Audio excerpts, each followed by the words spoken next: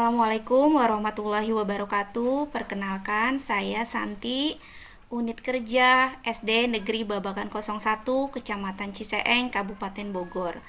Pada kesempatan yang berbahagia ini, saya akan memaparkan pemikiran Ki Hajar Dewantara yang dikaitkan dengan kearifan budaya luhur di daerah saya yang diintegrasikan dengan penguatan karakter terhadap murid di sekolah saya. Dalam pembelajaran Ki Hajar Dewantara ada 4 hal yang saya garis bawahi atau yang saya pahami. Yang pertama, pengajaran dan pendidikan. Bahwa pengajaran merupakan bagian dari pendidikan, yakni dengan cara memberi ilmu atau mentransformasikan ilmu untuk hidup anak-anak, untuk kecakapan hidup anak-anak, baik lahir maupun batin.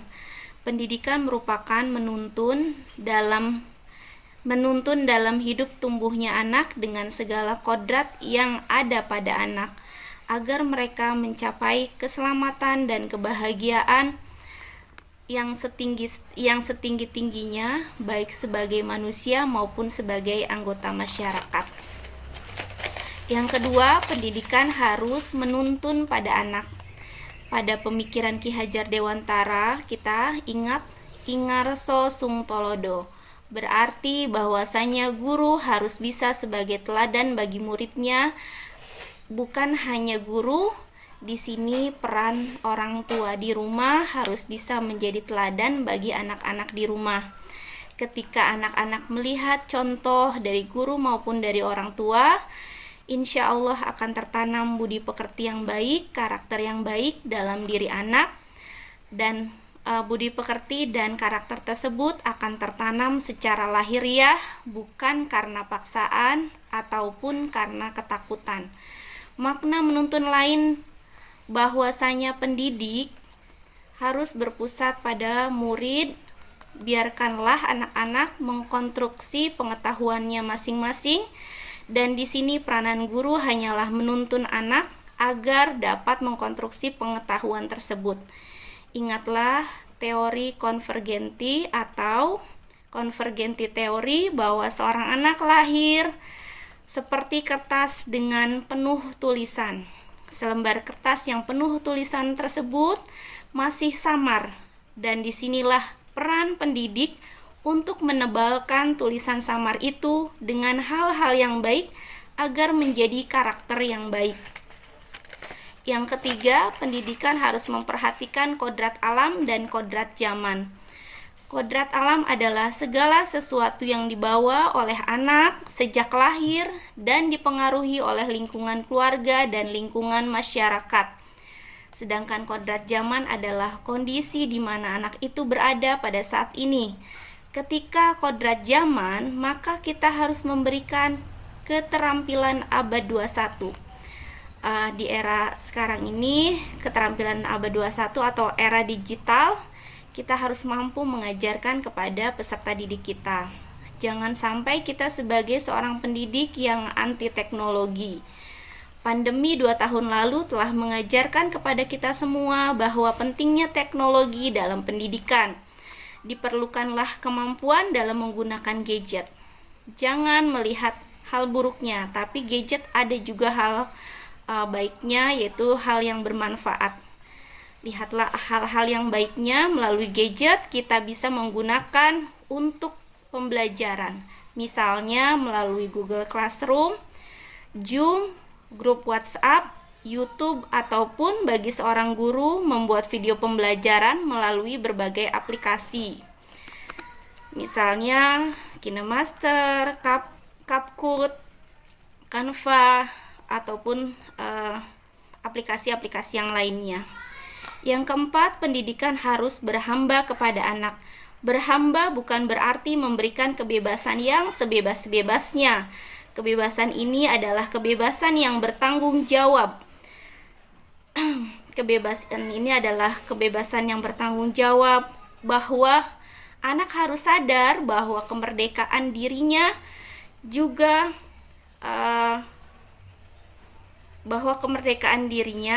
dibatasi oleh kemerdekaan orang lain. Jadi tidak boleh mengganggu kemerdekaan orang lain. Dan itu harus diperhatikan bahwasanya pendidik itu ibarat tata surya yang terdiri dari berbagai planet.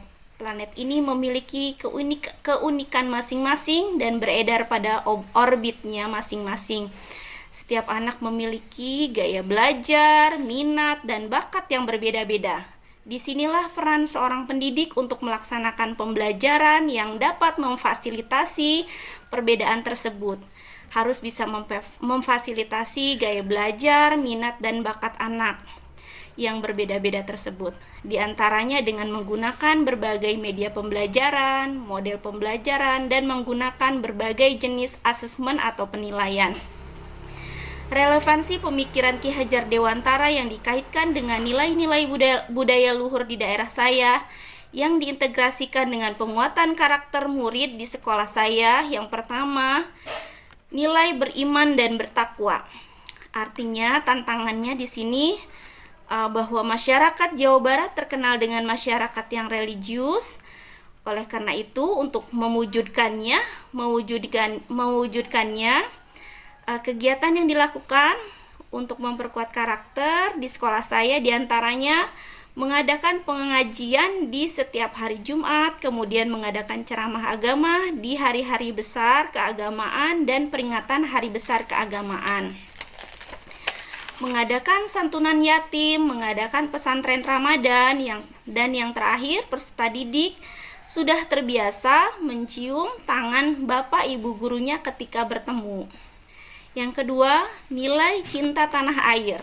Tantangan yang dihadapi sudah mulai lunturnya rasa cinta tanah air. Untuk mewujudkan rasa cinta tanah air ini, kami mengadakan upacara bendera di setiap hari Senin dan hari-hari besar nasional, menyanyikan lagu Indonesia Raya sebelum memulai pelajaran, lalu menjadikan ekskul pramuka sebagai ekskul wajib bagi peserta didik. Yang ketiga, nilai kebinekaan. Tantangannya jelas, sulit sekali menyatu seperti saling mengejek sehingga mudah terpecah belah. Penguatan karakter yang dilakukan di sekolah saya yaitu dengan pemilihan ketua kelas maupun kegiatan kelompok belajar dalam diskusi di kelas. Jadi mereka bisa berbaur, bisa berkelompok dengan teman yang berbeda agama maupun berbeda suku. Yang keempat, nilai kemandirian. Tantangannya adalah kurangnya kemandirian dalam diri peserta didik. Kegiatan yang kami lakukan dengan memberi tugas mandiri kepada peserta didik, baik yang berhubungan dengan tugas mata pelajaran maupun tugas penguatan profil pelajar Pancasila. Yang kelima, nilai gotong royong.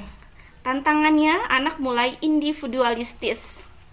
Kegiatan yang kami lakukan yaitu pelaksanaan piket kelas dan berkebun toga maupun penghijauan di halaman sekolah. Jadi mereka bisa bergotong royong membersihkan kelas maupun membersihkan halaman sekolah maupun menanam tanaman. Yang keenam, nilai kreatif. Selain menanam tanaman, dilanjutkan, anak-anak juga dipinta untuk membawa tanaman di sebuah pot. Anak-anak punya kewajiban agar tanaman yang dibawanya itu tumbuh subur. Jadi setiap anak memiliki kewajiban terhadap tanamannya sendiri.